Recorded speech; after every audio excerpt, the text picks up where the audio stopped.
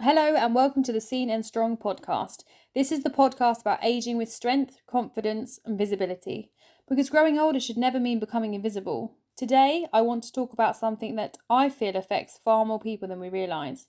Why do we sometimes stop trusting our own bodies? Maybe you have had a fall. Maybe you've been unwell.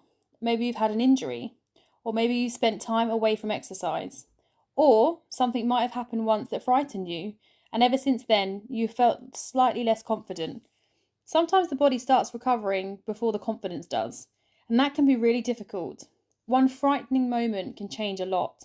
Imagine you've always been confident walking up and down the stairs, then one day you lose your balance. You do not necessarily fall, but you wobble badly enough to scare yourself. And that, every time you go near the stairs, you remember that feeling. You start holding on more tightly, you move more slowly. Maybe you avoid the stairs completely if you can. And over time, what started as one frightening moment can begin to change the way you move. The same thing can happen after a fall outside, or after being ill, or after surgery, or after spending a long period of time sitting down and doing less than usual. Suddenly, things that used to feel automatic start to feel uncertain. And that uncertainty can become fear. Fear is not silly. I think this is really important. If someone is frightened of falling, getting hurt, or losing their balance, telling them to just get on with it, it's not helpful. Fear usually comes from somewhere. Sometimes it's the body remembering something that frightened us. Sometimes it's lack of confidence. Sometimes it's uncertainty about what we're capable of now. And sometimes there may be a genuine physical reason why something feels harder. So fear should not be simply dismissed. But at the same time, we do not want fear to gradually make somebody's world smaller and smaller. What happens when we avoid movement? If something makes us nervous, the natural response is often to avoid it, and in the short term, that can feel safer. But if we stop doing certain movements completely, we can sometimes lose more strength, balance, and confidence. We move less, then the movement feels harder. Because if it feels harder, we become more nervous, and because we become more nervous, we move even less. It can become a cycle. That is why rebuilding confidence matters, not by forcing someone, not by taking unnecessary risks, but by gradually helping them feel capable again. Confidence can be rebuilt. One of the things I love about movement is that confidence can come back. It does not always happen quickly, and it does not always happen overnight or in a straight line. But with repetition, support, and small achievable steps, people can begin to trust themselves again. Maybe somebody is nervous about standing up without using their hands, so we start with both hands, then perhaps one hand. Then maybe when we feel ready, or that they're ready, they try without support. Or somebody is frightened of stepping up onto a curb. We can practice with a very low step somewhere safe. We can slow everything down. We can repeat it. We can build strength around the movement. And over time, something that felt frightening can begin to feel familiar again. Support is not cheating. This is another thing I really want people to understand. Using support does not mean you failed. Holding onto a chair during a balance exercise is not cheating. Using a handrail on the stairs is not cheating. Having someone beside you when you try something again, that's still not cheating. Support can actually be what allows confidence to grow. Sometimes people think that they are to do something completely independently for it to count, but that is not how progress works. The goal is not to prove anything, the goal is to help somebody move safely and confidently.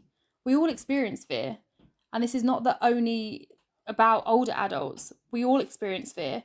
Fear of getting hurt, fear of falling or failing, fear of looking silly, fear of something going wrong. Fear can make us hesitate when part of us wants to move forward.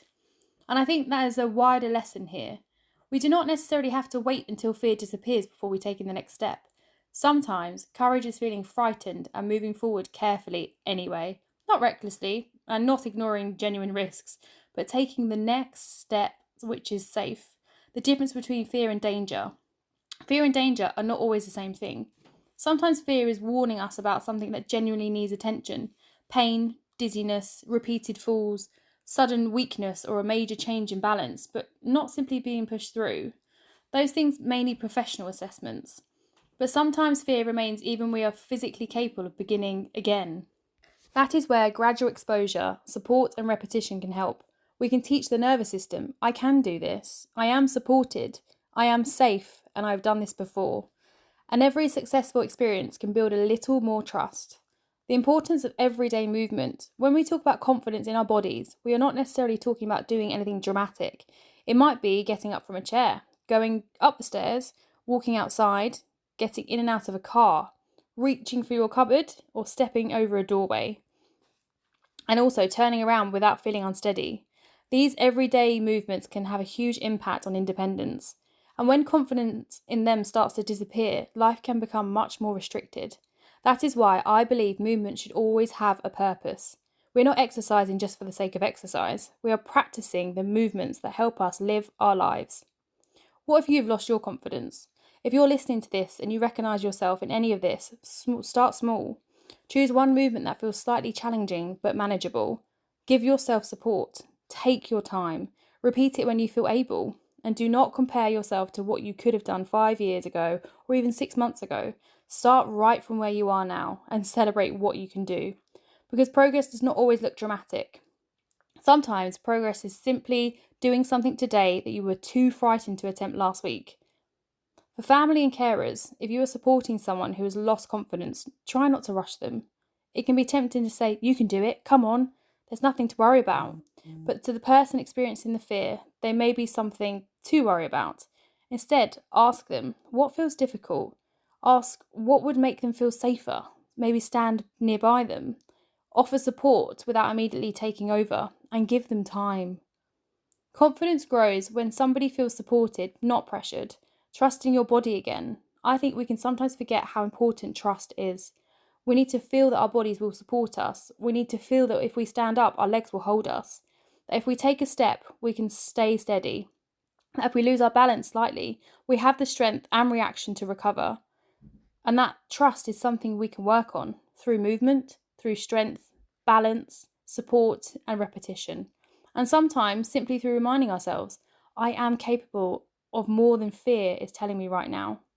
So if you've lost some confidence in your body, remember this. You do not have to rebuild everything at once. You do not have to be fearless, and you do not have to prove anything to anybody.